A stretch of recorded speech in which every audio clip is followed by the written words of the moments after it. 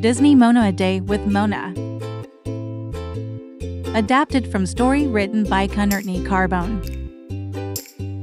The morning sun rose high over Motunui as Mona headed through the village. Mona waved and greeted the fishermen, the basket weavers, and some children playing a game. She overheard the women worrying that they did not have enough sugarcane for what they were making. I can help. Mona volunteered. I'll gather some for you. Can we come too? A girl named Fidel asked Mona. We love exploring.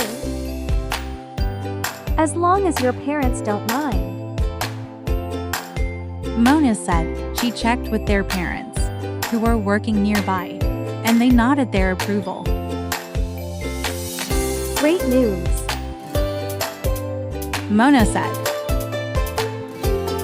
You're all invited, but we have to stick together. The island is big, and I don't want anyone to get lost. But if something does happen, just stay where you are and wait for me to come find you. We promise. The children said they were excited to spend the day with Mona. The forest was full of giant trees, colorful plants, and rocks and boulders of all sizes, without any clear paths to walk along. It was obvious why Mona had told them to stick together. How can you tell where we're going? A boy named Laume asked.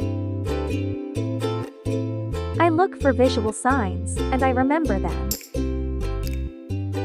Mona told him. They help me find my way. See this fallen tree trunk? It looks like a bridge. They walked across it for fun, practicing their balance. And that rock over there looks a little like Piwa.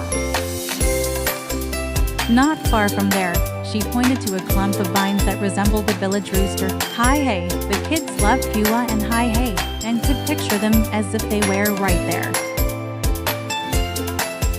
Do we have time for a game?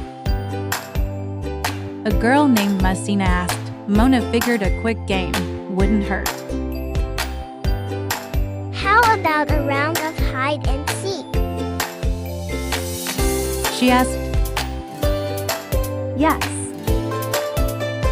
The children exclaimed. They scattered in every direction.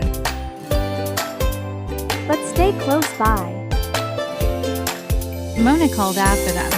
She shut her eyes and began to count.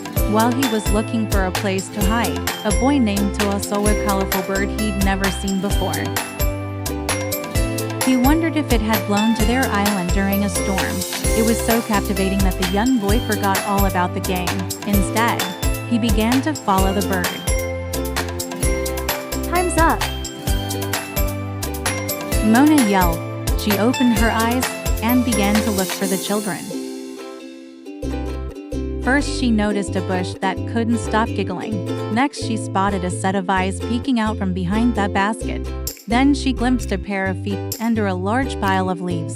In only a matter of minutes, Mona had found Fidel, Laume, and Messina.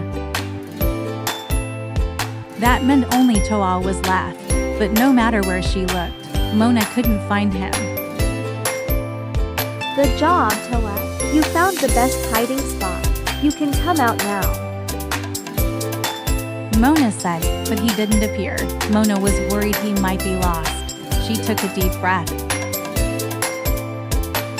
Meanwhile, Toa had followed the colorful bird all the way back to its nest.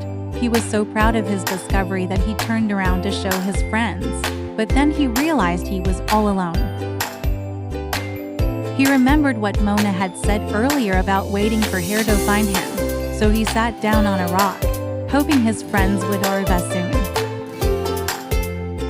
Mona and the other children went back through the vines that looked like high hay and toward the Piwa-shaped rock.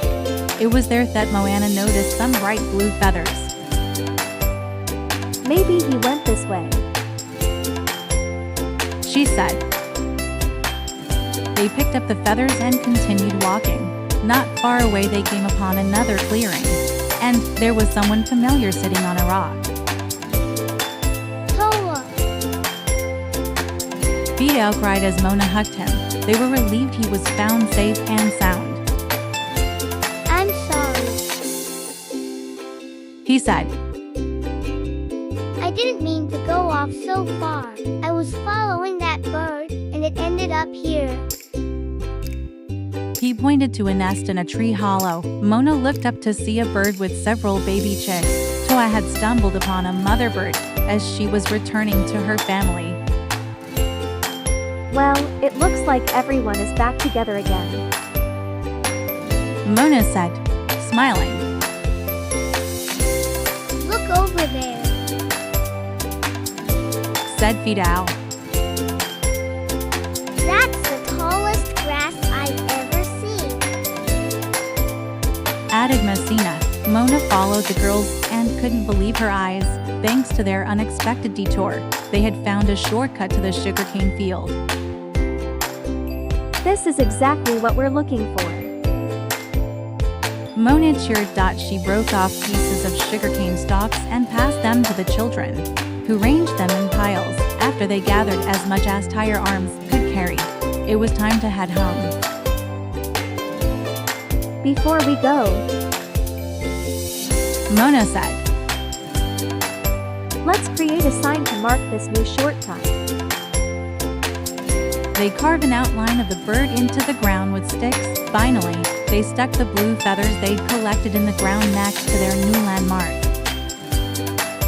It was the perfect way to end their afternoon. Soon Mona and the children arrived back in the village. Mona gave the basket of sugarcane to the women, who were delighted to see the bright, juicy stalks. Thank you, Mona. One woman exclaimed. These are wonderful. It was our pleasure. Mona replied.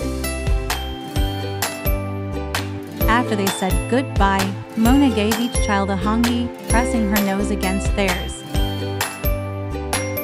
When I grow up, I want to be just like you. Toa said. Mona was touched. As Grandma Tala used to say, you will be everything you want to be. Mona smiled all the way home.